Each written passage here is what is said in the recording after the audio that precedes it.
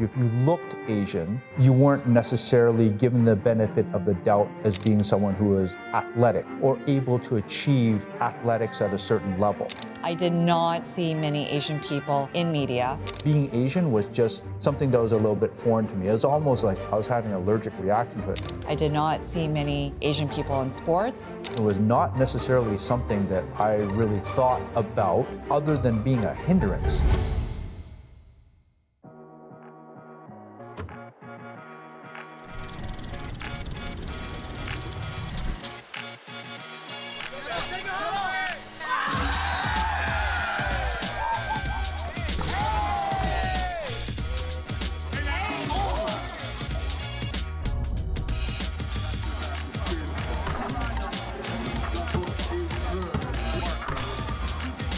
We realized what basketball could help us with in our lives beyond the enjoyment of playing. It's about sports. It's about community. It's about introducing something to young people. And what we wanted to do was find a way to capture this magic in a bottle and spread it more broadly. The Asian Roots Collective. This is our legacy. This is our story.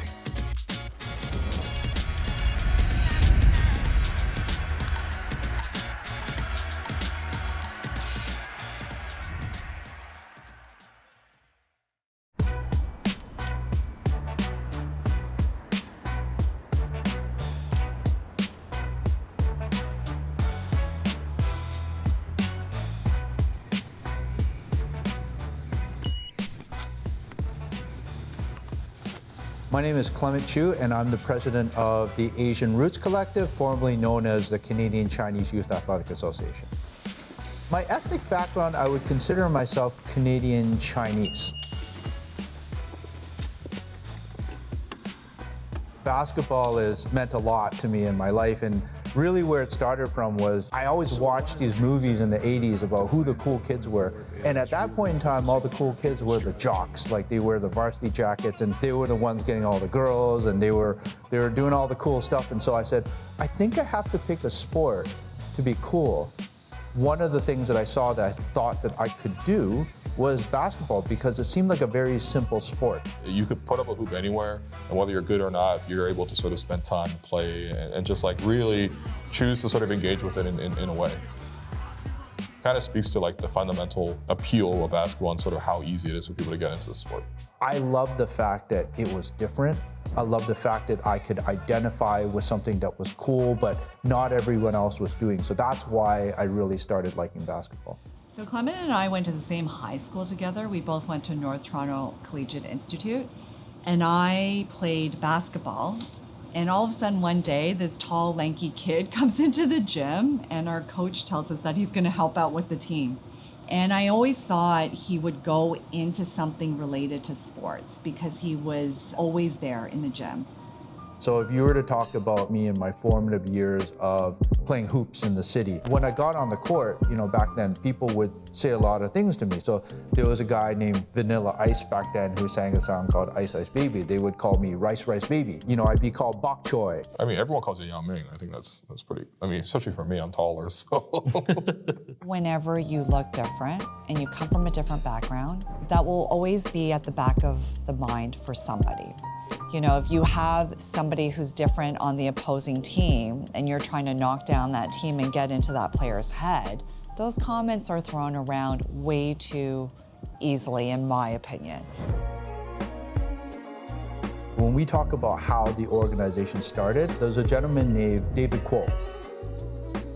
We started CCYAA really to expand our passion for the game so more kids and more youth have the opportunity to play.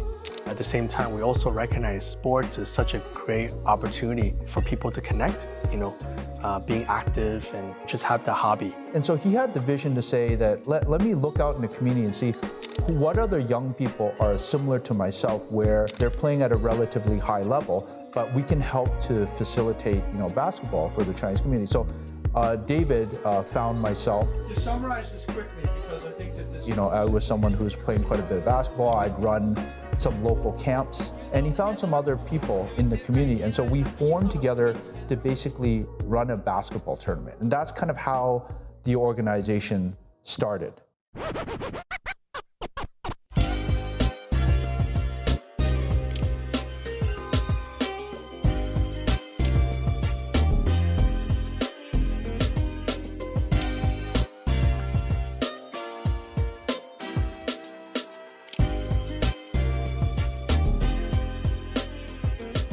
1995 was an amazing period because the Toronto Raptors started their inaugural season. So in all the marketing material they had, it would always say, Toronto Raptors are targeting new Canadians and youths. And the reason why is because they haven't made their decision on what their core sport is yet.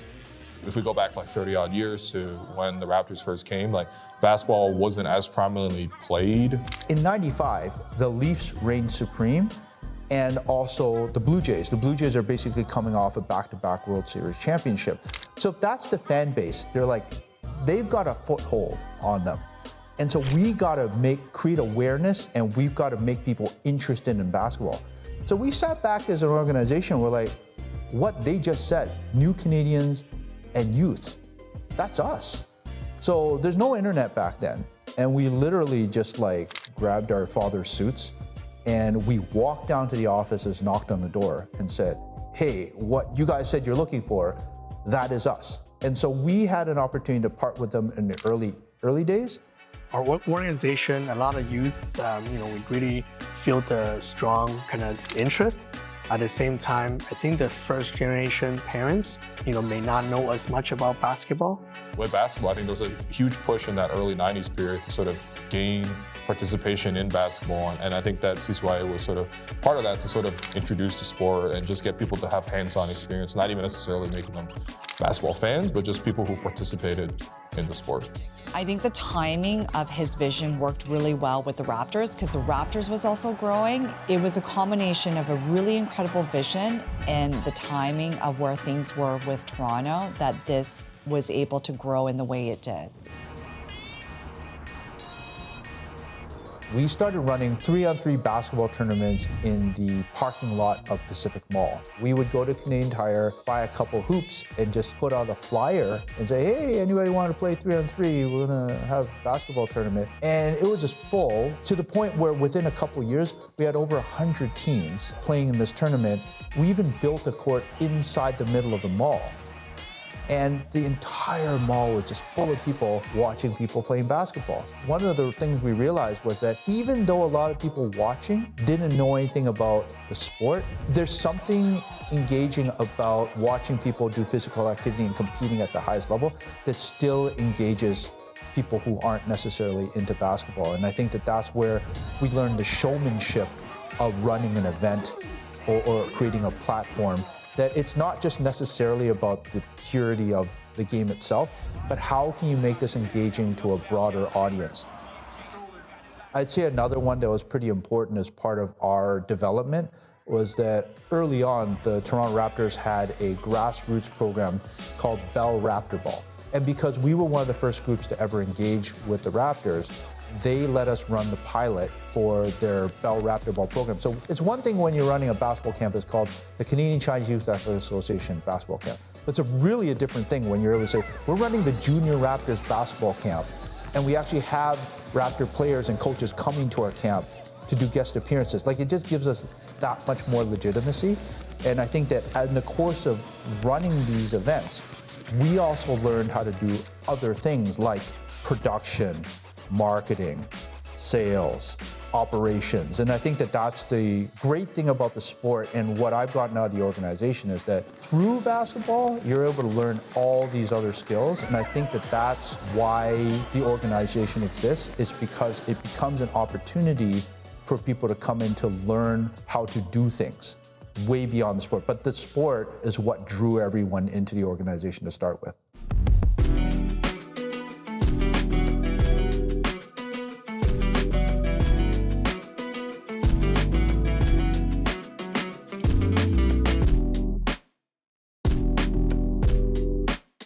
And so we realized that with the evolution of our organizational base and even our participants, that calling it the Canadian Chinese Youth Athletic Association didn't really make that much sense anymore. So we had an opportunity to work with an agency called One Method. We're like, we have this thing we're trying to figure out. So they literally stood for Chinese Canadian Youth Athletic Association. But when we broke it down, when I initially talked to Clem, the pitch was like, I don't actually think you're any of these things. I actually think you're more than all of them. Not everything we did was exclusively for the Chinese community. We're not necessarily just focusing on youth, and we sure as heck were doing a lot more than just athletics. So our first step was to bring in the people that were the experts. We brought in the staff of the CCYAA at the time, and we just talked to them about like, what made you be interested in this organization to begin with? What do you want it to be? How do you want it to make you feel? It's really a calling card and a nod of respect to the committee and the volunteers that are running things that say that, hey, we see you for all the hard work you do. We want to represent you properly. Something I had written as an explanation for the name was, it's almost like pulling up from behind the arc. It's very rooted in basketball. It kind of has this like sports feel to it. And when Clem saw that, he was like, well, arc is interesting. Your DNA, where you came from, is from basketball. So the three-point arc, your shot arc, that's sort of your genesis. But what you're trying to do now is you're trying to tell the story and the successes of this generation's North American Asian. So there's a narrative arc that comes with not just the story of the community, but also your organization. And so we felt very good about the rebrand and sort of the new calling card for the organization.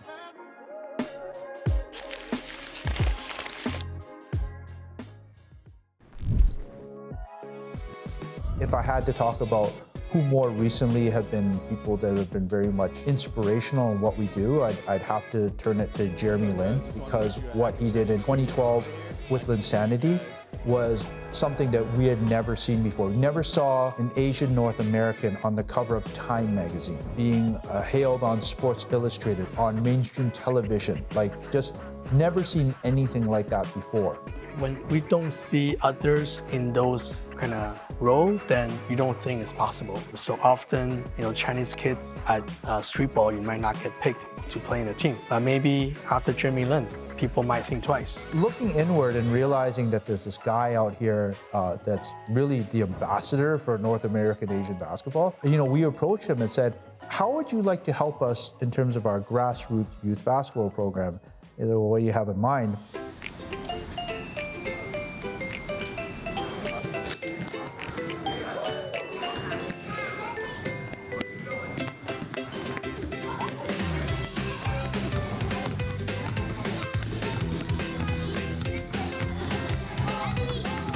There's a lot of competitive rep programs that already exist. We have a different approach on this in that we are targeting very young kids, in our organization, as young as 3 years old. Actually, our whole organization's goal for the kids is not for them to become the next NBA player, but we want them to be engaged and have fun and just be physically active and learn to love the sport of basketball. It's that when we look at you, Jeremy, as a basketball player, we look at you as your whole person, where you're a philanthropist, you're an entrepreneur, you're an investor. These things are the things that we want young people to get out of the sport. Like, I think the benefits of playing sport are so vast that I would love to have that reinforced under my name. And we're like, yes, and we would love to use you as that point of inspiration and use you for storytelling to be able to inspire these young people to get into some of those other aspects beyond playing the game. And that's kind of how the basketball school generated. The other gentleman who has made a big difference for our organization would be the actor Simu Liu. We've had the opportunity to work with him early on, even before Kim's Convenience, where he came and talked to the youths in our community about non-conventional career paths, things like being a professional athlete, being a makeup artist, and being an actor. And he started his speech off by doing a backflip. Just got every kid's attention in the room right away. And I was like, this guy's really good.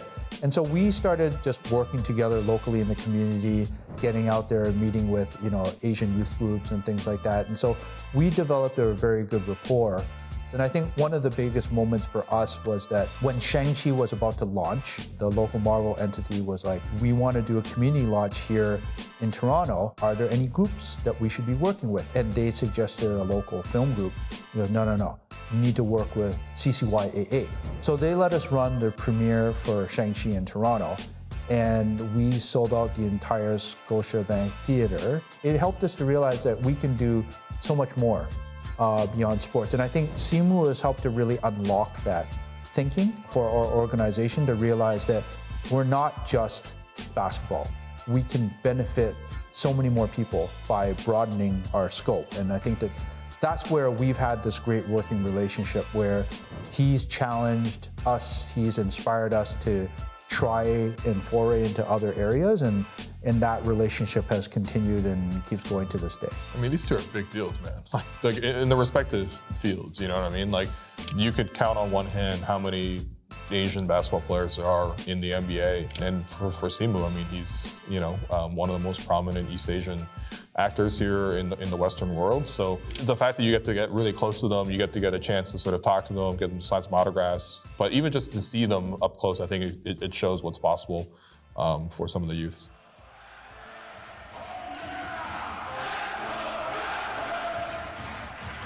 So Jeremy gets traded from Atlanta to Toronto, and Jeremy doesn't know that many people in Toronto. And he's like, wait, that CCYAA guy is like same age as me. We like to eat at the same places. We play the same video games. We started hanging out with him to the point where Jeremy's like, I have an extra spot on the championship float. Do you wanna come? And CCYAA's like, yeah. He got to ride the float and got this like Jeremy Lin experience. So CCYAA's all high off of this, and he's like, Clem, we gotta do something for this guy. He's awesome. I go, yeah, he is awesome. What do you wanna do? He's like, let's raise money for his charity. I go, okay, let's do it. What do you want to do? He goes, well, I have these friends of mine out in San Francisco that run this like YouTuber basketball game. We could do the same thing in Toronto. I go, okay.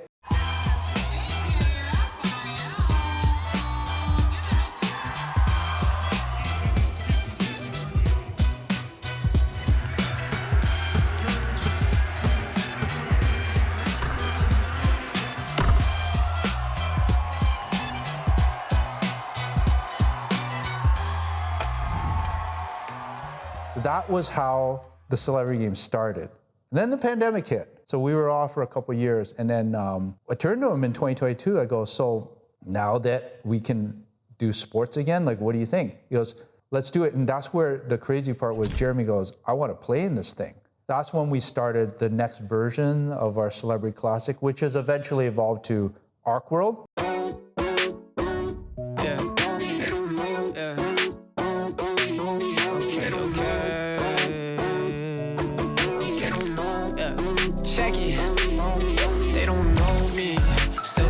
For the cameras like we homies, leaning for the picture, sipping codeine. Normally I let it slide like they control me, but that's the old me. Yeah, dog, I'm him. Papa, I don't pass. I love these Kevin wins. They all tryna chase it back. We were never friends. Y'all so damn insufferable. Y'all getting too comfortable. For everyone who I've talked to who's gone, they usually come away with just a great impression. I think first off, like, it's not just the game itself, it's also just bringing out the community. There's food vendors and just like different little small businesses that are able to sort of, make it a bigger event than just the game itself. And then of course, I think everyone's there to see the celebrities, everyone's there to see Jeremy Lin. It's fun seeing how all these different people from these different walks of life have still found the common language of basketball as a way to gather together and have fun and celebrate and really uplift the community. Because let's be frank, it's not like they're good at basketball, except for the NBA players. Really, the point is that when you bring them here, a young person can see up close in person, out on the court, an award-winning Netflix comedian, a Marvel superhero, a guy who played in the NBA. Like, that's what I see now, and they're right in front of me, and I can identify with it. To be able to have a platform where you can highlight the good in our community is a really good thing. And I think ultimately that will break down barriers. The most critical thing that helped us to get to success was the people who ran it. And I think that our committee has been very dedicated and focused and vision-driven to be able to kind of pull this off. And we realized pretty early on that one good volunteer outweighs 100 mediocre volunteers. When you have good people in your organization, that attracts other good people because they want to work with people that are values aligned. I know what drives this organization is definitely the volunteers, and so we definitely want to continue having a focus on that. I feel Asian Roots Collective can continue the foundation of what Clement instilled, being wholesome, being pure-hearted, providing platform for others to shine. And I feel ARC can create that proudness to Asian Canadians. I think if you were to ask Clem, he would say that he's not done yet, right? Like he always wants to keep opening up new doors. He always wants to create more opportunities. I think for Clem's legacy too, it's just like, it's the connections that he's able to build. You know, I know for Seema, for Jeremy, they genuinely have a passion for this and they want to find people who are able to sort of connect them to the communities that they belong to and that they want to support. And I think that that's what Clem does, is that he actually is able to facilitate that. We are now seeing the evolution of Asian Roots Collective, but I feel like knowing Clement and the team behind him, this is just the beginning. I think there are going to be many more chapters that we're going to see, and only then will we be able to figure out what the legacy is. In the meantime, it's just really exciting to be on this ride. So what I'm hoping that people get out of seeing this story is that I'm a guy who has gone through a traditional path, but I've been able to uncork this whole other universe of things that I do through nonprofit. The fulfillment, the life experience, the friendship that I've achieved through volunteering and just being out there far outweighs anything I do in my day job. And so the message that I would love for people to get is like, man, you could have this whole other world of opportunity and fun and friendship and experience by just contributing to the community. And I think that, like, selfishly, it's been so much fun, you know, for me to do this. But I want other people to get that opportunity as well. And hopefully that's what they kind of get out of this.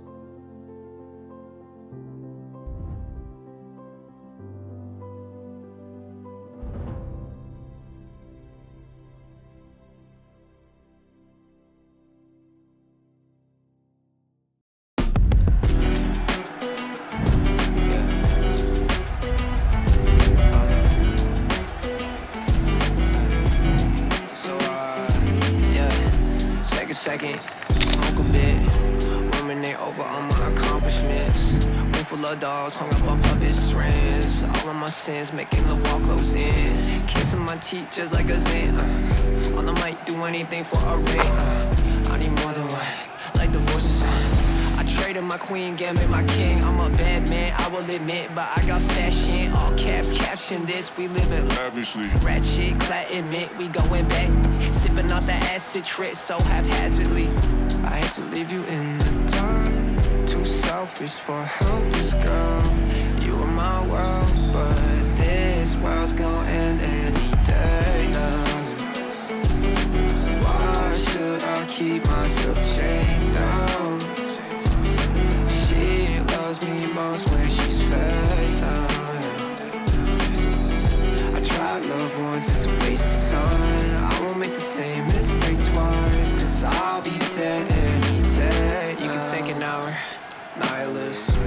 I ain't got reason, I just be writing. Too many drafts as a consequence. I write raps cause that's all there is. I'm in my zone. Need more square inches inside my home, cause they help me forget that I'm alone. Cross paths between glasses where I roam. Built Rome in a day, wrote the code Da Vinci. I'm the dagger in the cloak while I talk to Whitney. Camera on my phone, lost track, who is he? Split personality, one of my curses. I'm feeling worthless, girl, you don't deserve this.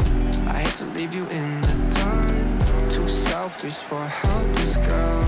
You were my world, but this world's gonna end any day now. Why should I keep myself chained down? She loves me most when she's face down. I tried love once, it's a